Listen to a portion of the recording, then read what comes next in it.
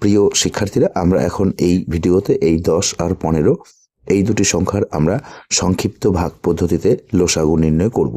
তো দেখো, আমরা প্রথমে এখানে 5 বাদ দেই। 5 দিয়ে 10কে ভাগ করলে আমরা ভাগফল পাবো 2। 5 দিয়ে 15কে ভাগ করলে আমরা ভাগফল পাবো 3। 5 দুগুণী 10 হয় আর 3 5 15 হয়, ঠিক আছে। এরপর আমরা এখানে 2 বাদ দেই। 2 দিয়ে 2কে ভাগ করলে 1।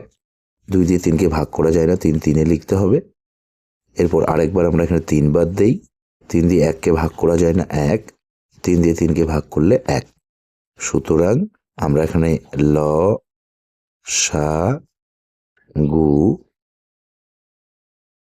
পাচ্ছি এই 5 গুণ এই 2 গুণ এই 3 সমান সমান 5 দুগুণে 10, 3 10-এ 30।